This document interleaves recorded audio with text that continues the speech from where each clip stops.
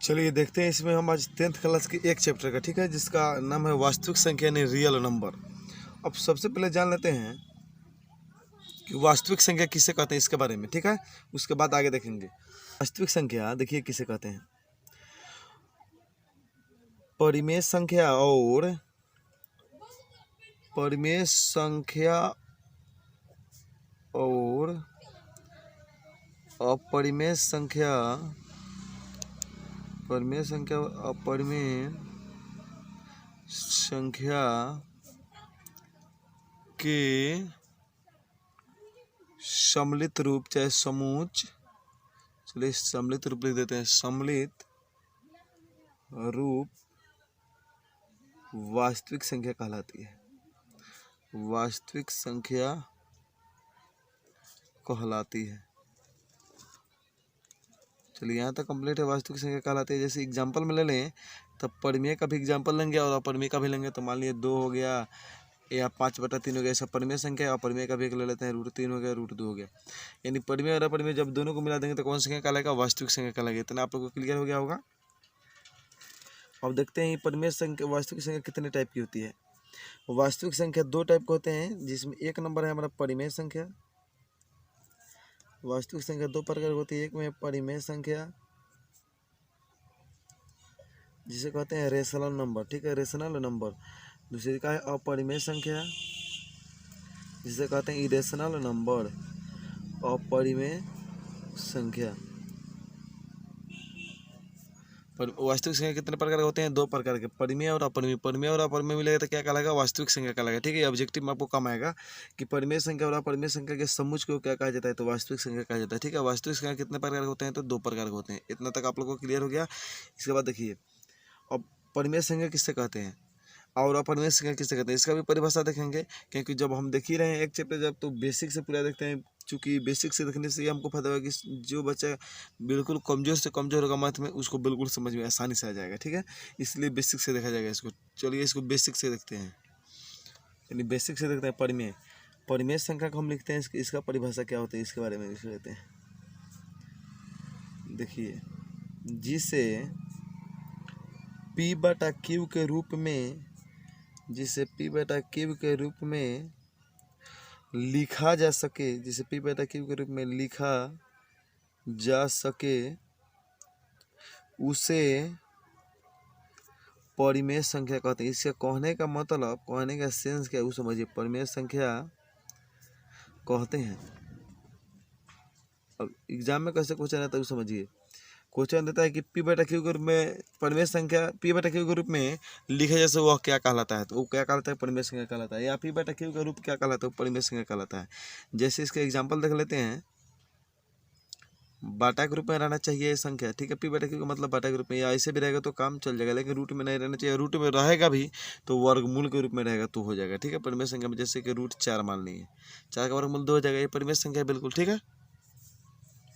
अब अपरिमेय संख्या को देख लेते हैं। यहाँ पे इरेशनल नंबर, इरेशनल नंबर को देखते हैं। अपरिमेय संख्या को देखिए। अपरिमेय संख्या में क्या होगा कि सेम यही परिभाषा रहेगा, इसको लिखा जा सके और इसको नहीं लिखा जा सके, ठीक है। जिसको नहीं लिखा जा सके परिमेय संख्या में लिखा जाएगा, इसको नहीं लिखा जाएगा, ठीक है। अब इसका कहने का मतलब इसको नहीं लिखा जाएगा तो ये कैसे होगा? अब समझिए। इसे P/Q के रूप में लिखा जा सकता है, लेकिन अपरिमेय संख्या में नहीं लिख सकते हैं। उसको हम देखिए कैसे इसको डिफाइन करते हैं, समझिए। अपरिमेय संख्या में क्या होता है? रूट के रूप में लिखते हैं। और रूट के रूप में वैसे संख्या जिसका वर्गमूल नहीं निकलता, जैसे √3 हो गया, √2 हो गया, √5 हो गया, √7 हो गया, या √7/√2 हो गया। ये सब क्या है? अपरिमेय संख्या। अब ऐसा नहीं कि P/Q के रूप में है तो P/Q के रूप में है, लेकिन वर्गमूल नहीं ना निकल रहा है। तो वर्गमूल नहीं निकलेगा तो कौन संख्या होगा? अपरिमेय संख्या, ठीक है। वर्गमूल निकल जाता है तो कौन संख्या हो जाएगा? परिमेय संख्या। रूट में रहने के बावजूद भी यदि वर्गमूल निकलेगा तो परिमेय हो जाएगा, और नहीं निकलेगा तो अपरिमेय। ये आपके एग्जाम में 10th क्लास एग्जाम में पूछे जाते हैं कि इनमें कौन परिमेय है, तो ऑप्शन में 4 रहेंगे, ऑप्शन उसमें से आप टिक आउट कर लीजिएगा। उसके बाद रहते हैं इनमें कौन अपरिमेय है, तो उसके अनुसार आप लोग देख लीजिएगा। ऑप्शन के अनुसार आप समझा दिए इसको, इसी के अनुसार सब परिमेय अपरिमेय आप लोग कर लीजिएगा। अब देखिए परिमेय और अपरिमेय के रूप में क्या कहेंगे? वास्तविक संख्या। परिमेय संख्या जिसे P/Q के रूप में लिखेंगे उसे परिमेय संख्या। और परिमेय किसे कहेंगे? तो जिसे P/Q के रूप में नहीं लिख सकते हैं उसे हम कहते हैं अपरिमेय संख्या। अब इसमें जानना छोटी छोटी बात ये जरूरी है, ये तो हमारे एग्जाम में पूछे जाते हैं, ठीक है। देखिए हम बेसिक से शुरू करें वास्तविक संख्या, इसको भी लास्ट कर देंगे, ठीक है। आपको वीडियो कर देंगे, 3-4 वीडियो इसका कर देंगे हम, 3-4 वीडियो में हो जाएगा पार्ट 3 या पार्ट 4 तक ही खत्म हो जाएगा चैप्टर, ठीक है। आज बेसिक से बिल्कुल देख लेते हैं, इसका डिफिनीशन खाली सभी संख्याओं का डिफिनीशन दे करके इसको रहने देंगे, ठीक है। उसके बाद फिर कल वाले वीडियो में देख लेंगे इसको। वास्तविक संख्या हो गया। अब देखिए इसको देखते हैं, वास्तविक संख्या तो पढ़ा दिया हम, परिमेय और अपरिमेय। अब इनमें होता है प्राकृत संख्या। प्राकृत संख्या जिसे कहते हैं नेचुरल नंबर, जिसे कहते हैं नेचुरल नंबर। प्राकृत संख्या क्या कहते हैं? Natural number. इसका परिभाषा कैसे देंगे तो समझिए इसका परिभाषा, बिल्कुल आसानी से समझिए, किताब रटने की कोई जरूरत नहीं है। गिनती की संख्या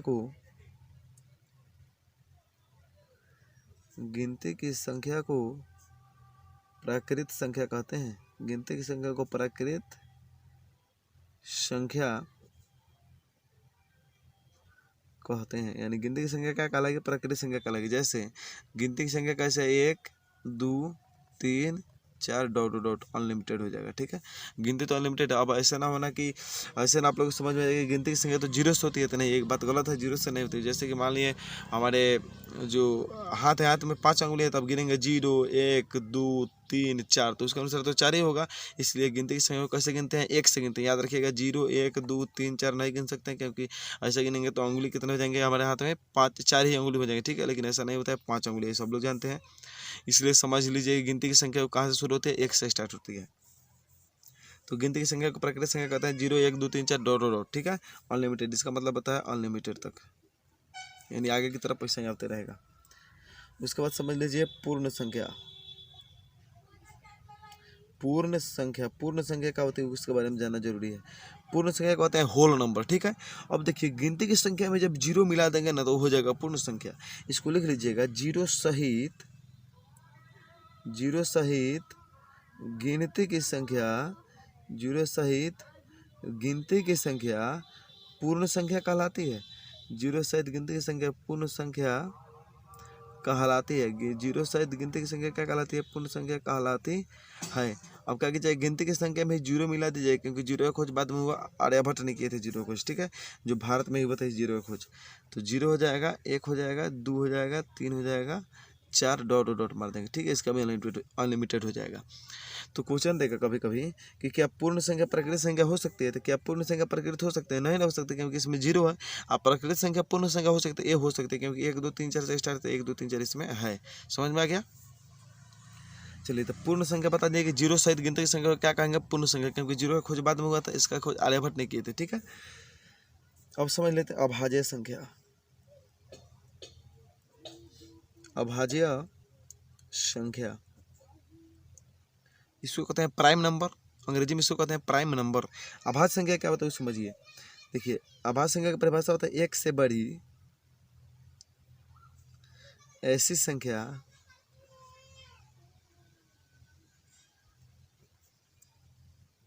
जो 1 से एवं अपने आप से कटे। 1 से बड़ी ऐसी संख्या जो 1 से एवं अपने आप से कटे, उसे क्या कहते हैं? 1 से बड़ी ऐसी संख्या जो 1 से और अपने आप से कटे, उसे अभाज्य संख्या कहते हैं। उसे अभाज्य संख्या कहते हैं। इसका एग्जाम्पल समझ लीजिए कैसे लेंगे। 1 से बढ़ का होना चाहिए, तो 1 से बढ़ का 2 हो सकता है, बिल्कुल हो सकता है, क्योंकि 2 ये अपने आप से कटेगा, यानी 1 से भी कट जाएगा 2, और 2 से भी कट जाएगा। इसके अलावा किसी से ये नहीं कटने वाला है, इसलिए 2 हो सकता है। 3 हो सकता है, 4 नहीं होगा, क्योंकि 4 दूसरे से कट जाएगा।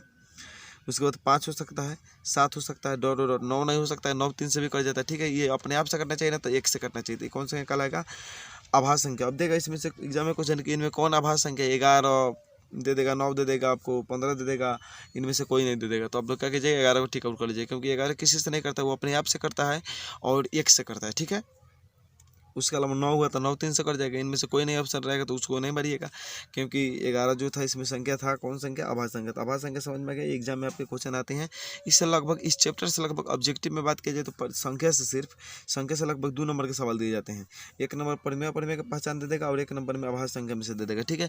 कभी कभी इस क्वांटिटी को बढ़ा भी देता है, कभी कभी इसकी क्वेश्चन को ज़्यादा यदि अभी की डेट में तो 2022 के एग्जाम के लिए क्या है कि यदि 100 क्वेश्चन पूछा जाता है, 100 में से 50 का ही उत्तर देना, उसमें से इसकी संख्या बढ़ जाएगी, लगभग 3 से 4 क्वेश्चन हो जाएगा इस टाइप की, ठीक है। इसीलिए आप लोग ध्यान दे करके इसको आराम से तैयारी कर लीजिए और अच्छी तरह से इसको पढ़ लीजिए। और देखिए लगातार वीडियो मेरा अपलोड होता रहेगा इस चैनल पर, इस चैनल को सब्सक्राइब कर लीजिएगा और बेल बटन दबा के नोटिफिकेशन को ऑल में रख लीजिएगा और शेयर भी कर दीजिएगा उन दोस्तों के पास जो आपको 10th की तैयारी कर रहे हैं लेकिन उनको लॉकडाउन की वजह से यदि तैयारी नहीं हुआ तो मैं पूरी वीडियो के साथ मैं गारंटी लेता हूँ पूरी चैप्टर को खत्म कर दूंगा और आप लोग बिल्कुल एग्जाम में अच्छी तरह से नंबर से पास कर सकते हैं और अच्छी से अच्छी नंबर ला सकते हैं। मिलते हैं नेक्स्ट वीडियो में। आज इसको हम इसके बेसिक इन्फॉर्मेशन को खत्म कर दिए और कल इसे यूक्लिड भाग लेमा बता देंगे, अब यूक्लिड भाग लेमा का प्रयोग बता देंगे, ठीक है। और कल से फिर हमारा जो था क्लास फिर अभी तो रेगुलर ही लिया, कल से इसका वीडियो भी अपलोड हो जाएगा, ठीक है। हाँ चलिए इससे आगे हम देखते हैं क्वेश्चन को लेकर के 196 और 38,220 को लेकर के, ठीक है। मान लिए क्वेश्चन अगिल का दे दे, जैसे 2 नंबर कल 1 नंबर बनवा दिए थे को, तो 196 और 38,220 का मौसा किस विधि द्वारा निकालना है? यूक्लिड भाग एल्गोरिथम यानी यूक्लिड भाग लेमा द्वारा निकालना है 38,220 और 196 का मौसा। अब सबसे पहले इसमें देखते हैं कि दोनों में बड़ा कौन है? 38। इसको मानेंगे ए बराबर हो जाएगा 38,220 यानी 38,220। दोनों में छोटा बी है तो लिख देंगे बी बराबर 196। अब आगे लगाते हैं यहाँ पे यूक्लिड भाग लेमा,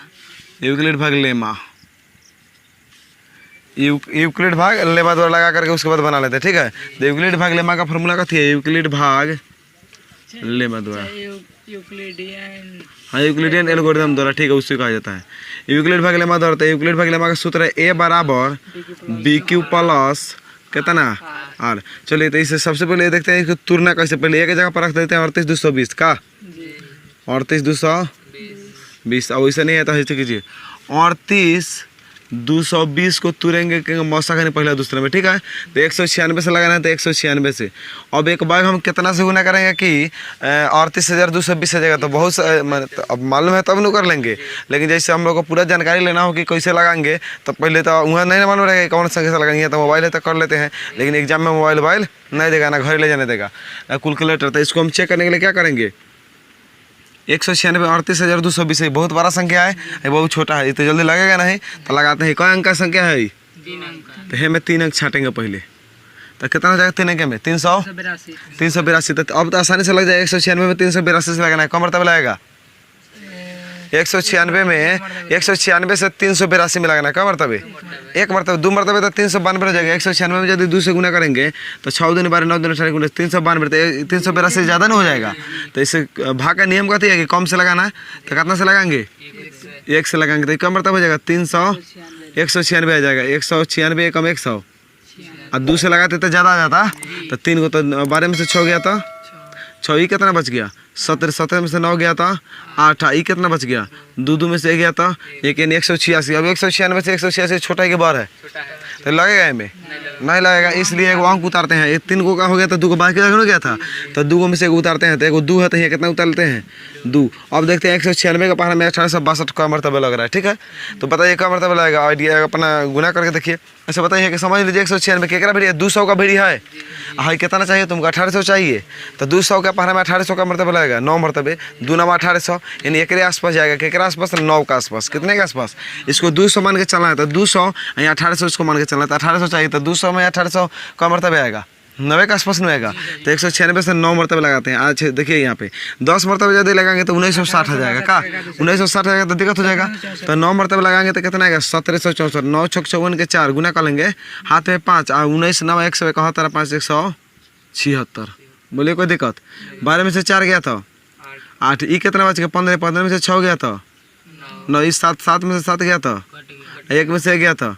अब 98 बचा, 196 बचा, एक वाला छोटा लगेगा में।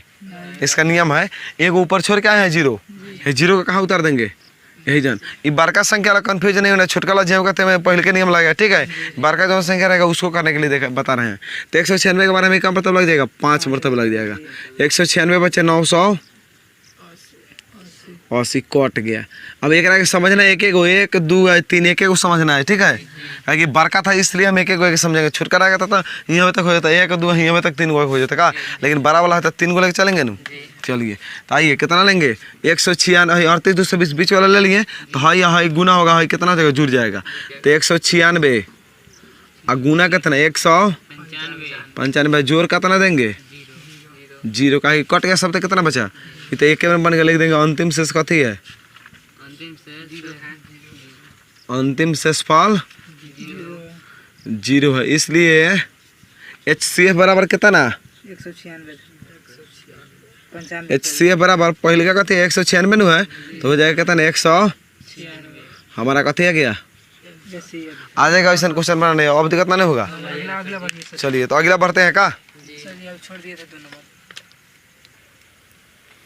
चलिए उसके बाद जो एक ऑब्जेक्टिव जो छूटा हुआ था उसको कर देते हैं। ठीक है ऑब्जेक्टिव में कि यदि B बराबर AC तो BA का क्या है, मान लिए B बराबर कितना दिया है AC दिया, B बराबर AC है तो BA का कथी है B बराबर A गुने C है, इसमें कथी का संबंध है दोनों में गुना का, तब BA का कथी होगा गुना का जब संबंध होता है गुणज कहलाता है। क्या कहलाता है जिसमें गुना का संबंध से क्या कहेंगे गुणज, कथी भर देंगे गुणज, जिसका आंसर हो जाएगा गुणज। BA का कथी होगा गुणज। मान लिए जैसे 3 गुने मान लिए कि 5 बराबर 3 गुने आपका रह गया यहाँ पे 7 तो कथी होगा इसका गुणजेगा, गुना का संबंध है दोनों में तो कथी होगा गुणज होगा का, तो BA का कथी हो जाएगा गुणज। अब अगले का ही देख लेते हैं A बराबर यूक्लिड भाग लेमा में, यहाँ पे इसका क्वेश्चन में पहले कथी दिया हुआ है कि यूक्लिड भाग लेमा में यूक्लिड एल्गोरिथम में। ठीक है तो यूक्लिड भाग लेमा में A बराबर BQ प्लस R, जहाँ A बराबर कितना दिया है 72 दिया है, B बराबर कितना है 9 है, तो R बराबर क्या होगा का, तो A बराबर 72 तो A हमेशा कहाँ रहता है बीच में, तो A कहाँ रहेगा बीच में का। अब भाग किससे दिया जाता है 20 मालूम है नहीं तो कितने से भाग देंगे 9 से 9 को पढ़ा 72 का मरतबे 8 मरतबे 9 8 72 72 से 72 कट गया। अब हाई कथी होता है B होता है A होता है Q होता है, हाई कथी होता है R होता है, तब B आपको मालूम है Q मालूम आ गया, Q मालूम हो गया अभी, लेकिन Q क्वेश्चन में पूछा है नहीं पूछा, खाली कथी पूछा है R, यानी R नीचे होता है लटकल, तो कथी हो गया कुछ ना तो 0, यानी R बराबर कितना हो जाएगा 0 आ जाएगा बनाने। चलिए तो 3 नंबर क्वेश्चन को नोट किया जाए। चलिए देखते हैं 3 नंबर में क्या करना है, जब A हमको मालूम रहता है B मालूम रहता है तो भाग के विधि से निकाल लेते हैं, और जब A ही मालूम नहीं रहेगा तो भाग कहाँ से लगेगा नहीं लग पाएगा, तो उसके बाद हम यूक्लिड भाग लेमा पर उसको बैठा लेंगे। ठीक है ऑब्जेक्टिव को करने का बहुत सारा तरीका होता है, ऑब्जेक्टिव बहुत तरह से किया जाता है। ठीक है चलिए तो A बराबर BQ प्लस R बोला, यानी यूक्लिड भाग लेमा का सूत्र बोला है का, बोला है कि B बराबर कितना 4, Q बराबर 5, R बराबर कितना एक, तो A पूछ रहा है, A पूछता है इसका मतलब कथी भाजिया पूछता है, कथी पूछता है भाजिया, अरे A बीच में रहता है भाजिया बीच में, अब भाजक साइड में 20 से बायां रहेगा भाजक, और Q रहेगा भागफल, R कहाँ हो जाएगा शेष बोलते A कथी कहलाएगा भाजिया कहलाता है, तो मैं भाजिया पूछ रहा है तो सूत्र लगाइए है पर A के जगह पर, A के जगह पर कितना दिया है नहीं दिया है तो A को A रह देंगे, A पूछा है नू तो A के कथी रह देंगे A, B के जगह पर दे दिया कितना 4, है दोनों में कथी का संबंध है गुना का माध्यम से सटा रहता है एक जगह, तो कर देंगे यहाँ पे कथी गुना है R कितना है 1, यहाँ कितना लिख देंगे नहीं पहले गुना ना करेंगे Q कितना है 5, तो यहाँ कितना लिख देंगे 5, जोर कितना तो जोर R का वैल्यू कितना है 1 आता है गुना भाग 4 5 20 1, यानी A बराबर कितना आ गया 21 में कितना भर लेंगे 21 हो जाएगा, कोई दिक्कत है इसमें।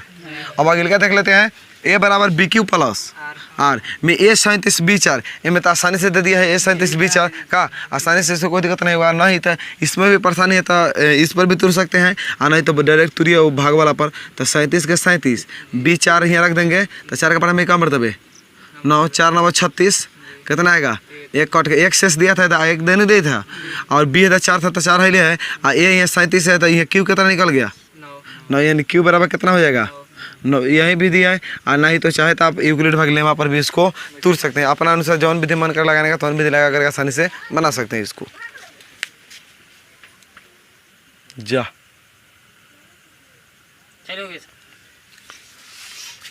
कौन नंबर क्वेश्चन है 6 नंबर है।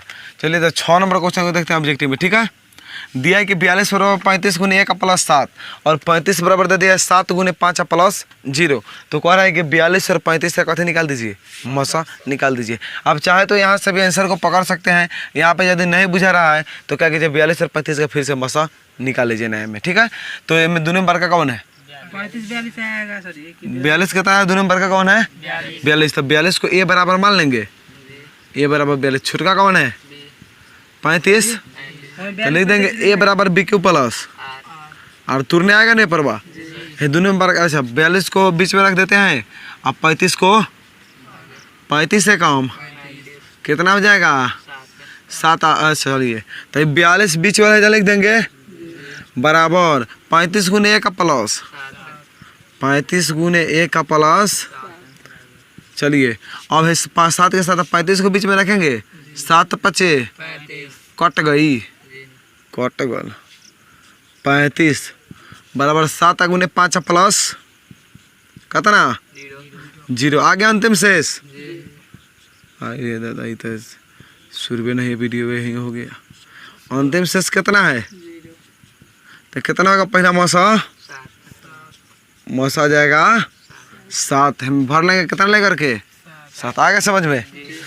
चलिए इसका ऑब्जेक्टिव में 2 का हम 1 नंबर देखते हैं, तो बहुत लोग इसमें प्रॉब्लम हो जाता है। ठीक है क्वेश्चन दिया क्या है कि ए बराबर 10 दिया है और बी बराबर कितना दिया है 3 दिया है। तो पूछ रहा है कि क्यू बताइए, क्यू बराबर वाट और आर बराबर वाट। कोई दिक्कत है तो बोलिए। ये दो का मान पूछ रहा है किताब में। चलिए तो ध्यान दीजिएगा इसमें करने के लिए क्या करना पड़ेगा, डायरेक्ट भाग दे दीजिएगा। जब वही भी बताएं कि जब ए रहेगा और बी रहेगा तो ए और बी रहेगा तो डायरेक्ट क्या करेंगे भाग कर देंगे, कटेगा तो काट देंगे ना तो छोड़ देंगे। देखते हैं ए बराबर 10 को बीच में रखते हैं, बी बेचारा साइड में है साइड से रखते हैं। 3 का पन्ना में 10 नहीं है तो 3 के पन्ना में 9 हो जाएगा। का इससे कम होगा 3 3 हो गया। तेरे पर कहाँ देखना है क्यू बराबर कितना हो गया, आर कितना लटक गया कितना, आर बराबर 1 भला आई क्यू बराबर कितना भल 3 होगा। हो गया आंसर इसका। ये नहीं आ रहा है बनाने।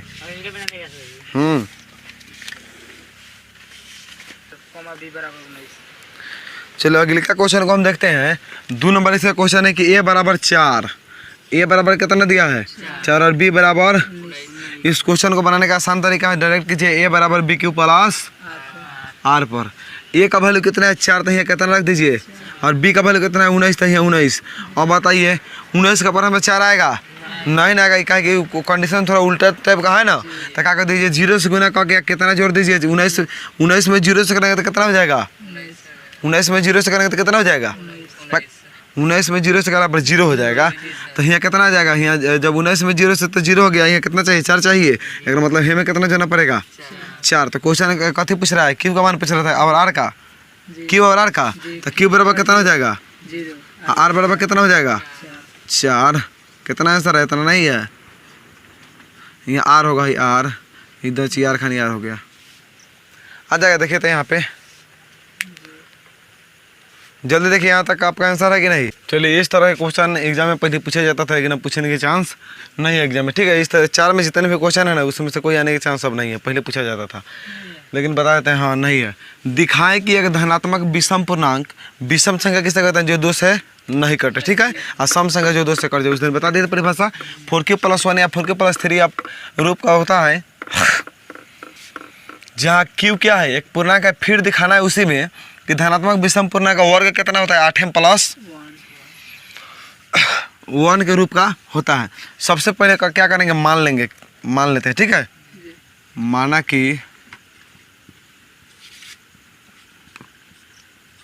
ए और बी, माना कि ए और 2 कथी है धनात्मक।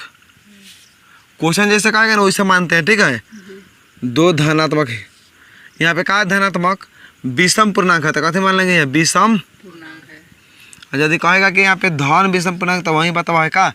यदि कहेगा कि खाली कहेगा कि विषम धनात्मक सम पूर्णांक है तो सम मान लेंगे का धनात्मक विषम पूर्णांक है। अब क्वेश्चन में देखना कथी है 4q+1 है नु। आइए यूक्लिड भाग लेमा से, यूक्लिड भाग लेमा द्वारा जैसे यूक्लिड भाग लेमा क्या बताया था कि ए बराबर BQ+R। यहाँ सबसे पहले ध्यान देना है यहाँ बी के जगह पर कहते हैं यहाँ सूत्र था BQ जोड़ R, BQ जोड़ R। तो बी की जगह पर कितना दिया है 4 तो यहाँ बी के जगह पर कितना ले लेंगे खाली कितना मान लेंगे 4 कथी करने पर रखने बी बराबर 4 रखने पर। तो यहाँ रखेंगे बी बराबर 4 तो यहाँ कितना हो जाएगा 4 और Q और प्लस आर के, तो ये मान लेंगे अब का अब आर बराबर कितना रख देते हैं अपना मन से रखेंगे 1 2 3 4 5 बिल्कुल ठीक है। हाँ 1 2 3 4 5 तक रख लेंगे। यहाँ बात उठता है कि जीरो कहाँ नहीं रखेंगे, तो जीरो भी रख सकते हैं ठीक है। जीरो से शुरू करते हैं, क्या दिक्कत है। आर बराबर 0 1 2 3 4 डॉट डॉट रखेंगे तो बहुत ज़्यादा रखा जाए का। तो पहले कितना से स्टार्ट करते हैं, पहले रख के 0 रख के स्टार्ट करते हैं, कोई दिक्कत नहीं। तो आर बराबर कितना रखते हैं 0 रखने पर, आर बराबर 0 रखें तो यहाँ कितना था 4 क्यू था, तो यहाँ हो जाएगा सूत्र से फिर से लगाते हैं। आर बराबर 0 रखें तो ए बराबर कितना था B Q plus R, B के जगह पर कितना रखना है 4 है, तो क्वेश्चन बोल दिया है। यहाँ 6 यदि सिद्ध करना होगा 6 क्यू, तो बी बराबर कितना रखेंगे 6। यहाँ जब बी बराबर यहाँ 7 क्यू प्लस 3 सिद्ध करना होगा, तो 7 क्यू प्लस जितना भी करना होगा तो यहाँ कितना रखेंगे बी बराबर 7 रखेंगे, जितना कहेगा उतना रख देते हैं ठीक है। चलिए तो आर बराबर 4 क्यू प्लस यहाँ आर की जगह पर कितना हो जाएगा 0, यानी 4 क्यू में 0 जाएंगे तो कितना आएगा 4 क्यों नहीं आएगा, गुना करते हैं तो 0 आता है का। अब आर बराबर 0 रखने तब कितना रखेंगे, अब आर बराबर कितना रखने पर 1, तो 1 ए यहाँ 4 क्यू के प्लस आर के जगह पर 1 का है, कहे कि आर बराबर कितना रखे हैं 1 रखे हैं। मान लेते हैं समीकरण, देख मान लेते हैं समीकरण, कोई दिक्कत है। अब फिर ए आर बराबर कितना रख लेते हैं, कितना रख लेते हैं आर बराबर 1, अरे 0 पहले रखे तब 1 रखे तब कितना रखते हैं 2, तो यहाँ कितना हो जाएगा 4 क्यू प्लस 1 के जगह पर कितना हो जाएगा 2 होने जाएगा, कहे कि ये बी क्यू प्लस आर होता है ना, तो ये कितना हो जाएगा 2, थे कथे मान लेंगे समीकरण 3 नु थर्ड मान लेंगे। उसके बाद आर बराबर कितना रखते हैं 3 रखने पर कोई दिक्कत। अब 3 तक कहाँ रखें, कहे कि 3 तक यहाँ पर सिद्ध करना है, उसके बाद छोड़ देंगे। आर बराबर 3 रखे तो यहाँ कितना हो जाएगा 4 क्यू प्लस 3 होने जाएगा, यूक्लिड भाग लेमा से सब आ रहे हैं ठीक है। यहाँ अगेन करते चलते हैं, नहीं अभी नहीं होगा, अगेन करते चलते हैं, कोई दिक्कत अगेन। फिर यहाँ इतना वाले फिर यहाँ अगेन करते हैं, यानी आर बराबर 4 क्यू प्लस 3 आ गया, कोई दिक्कत। तो 4 क्यू प्लस 3 आ गया, लेकिन यहाँ हमको कौन संख्या लेना है, क्वेश्चन स्पष्ट बोल रहा है कौन संख्या चाहिए विषम संख्या चाहिए, लेकिन इस सब में बहुत सारा समूह मिल गया है। जैसे भाई 2 अलग कथी है सम संख्या है, तो इसको नहीं ना लेंगे। अब चाहे तो इसको 4 तक 5 तक रख सकते हैं, चलिए और रख लेते हैं। आर बराबर हम के कितना रखे देख लेते हैं 4, तो 4 क्यू के 4 क्यू प्लस 3 के जगह पर कितना हो जाएगा 4, समीकरण कितना मान लेते हैं 4, कोई दिक्कत। लेकिन अतः यहाँ बना देते हैं, एक बाद है अतः हमें किस संख्या पर विचार करना है, अतः हमें विषम संख्या पर कथी करना है विचार करना है, विषम संख्या पर विचार करना है। अब एक बात बताइए, विषम संख्या का ना केने केने लास्ट में जरा जरा दू से नहीं कटना वाला तो ना विषम का लागा, तो लास्ट में तो भाई 0 है तो छोड़ दीजिए, बताइए हाँ एगो 1 है, तो समीकरण कितना समीकरण सेकेंड कॉमा समीकरण नहीं माने का नहीं माने ना, फर्स्ट के सेकेंड थर्ड है कि फोर्थ माने है कि मन में नहीं किया कि फोर्थ मान लेते हैं कि फिफ्थ। समीकरण 4 के 5, तो समीकरण फर्स्ट से मतलब सेकंड से को कितना से 4 से का बीच में 2 है ना 2, तो 2 तो कर जाएगा 2 से तो नहीं ना चाहिए, हाँ 4 कर जाएगा 2 से तो नहीं लेंगे, क्योंकि विषम संख्या चाहिए तो कितना है 3, तो लिखेंगे समीकरण फर्स्ट और थर्ड से मतलब फोर्थ से कितना सिद्ध हो गया 4 क्यू प्लस 1 और 4 क्यू प्लस 3 के रूप का हुआ कि नहीं रूप का। लेकिन हमको सम संख्या नहीं चाहिए तो नहीं लिए हैं, और प्रश्न से प्रश्न कहता है अगेन करके फिर प्रश्न बोला है कि फिर दिखाइए कि धनात्मक विषम पूर्णा का वर्ग कितना होगा 8m प्लस m के रूप का होगा। तो फिर एक और वर्ग करते हैं का, अब लिख लेते हैं q बराबर कितना मानने पर m रखने पर कोई दिक्कत। अब यहाँ 8 b के जगह पर कितना रखना है 8 रखना है नू, तो b बराबर कितना रखने पर 8 रखने पर कोई दिक्कत। तो लगा लेते हैं यूक्लिड भाग लेमा, तो a बराबर बी क्यू प्लस आर, लेकिन डायरेक्ट आर बराबर कितना रख देंगे 1 रख के कर लेते हैं, कोई दिक्कत नहीं। तो बी के बी के जगह पर 8 नू 8 है नू 8, और क्यू के जगह पर कितना मानना है m, और प्लस आर के जगह पर पहले कितना रखे देख लेते हैं आर बराबर कितना रख के देख लेते हैं, 0 रख के, 0 रखने पर ओकर बाद करते हैं, फिर कर देते हैं 8 के 8 m और प्लस 0 के जगह पर हम कितना रख लेते हैं, एक ही आर बराबर कितना रखने पर, 1 रखने, शॉर्टकट में कर देना इसको, ठीक है। तो 8m+1 हो गया, लेकिन क्वेश्चन बोला कि नहीं ऐसा नहीं करना, इसको क्या करना है कि वर्ग करना, वर्ग का मतलब इसको स्क्वायर करना था, स्क्वायर कीजिए, अब बराबर इसका भी स्क्वायर हो जाएगा, तब 8m+1 का स्क्वायर लिख देंगे, दोनों तरफ कथी करने पर, दोनों तरफ वर्ग करने पर। तो दोनों तरफ वर्ग कहता है a के स्क्वायर, तो a स्क्वायर हई टूट गया, a + b के होल स्क्वायर, तो सूत्र कहते था a के स्क्वायर, तो 8m के प्लस b के स्क्वायर, तो 1 के प्लस 2ab, तो 2 गुने 8m और गुने कितना 1 और प्लस b के स्क्वायर, तो कितना के स्क्वायर, 1 के स्क्वायर, एक 8 के स्क्वायर कितना हो जाएगा 64m स्क्वायर और 2 8 16m प्लस 1 के मन कौन देखा था।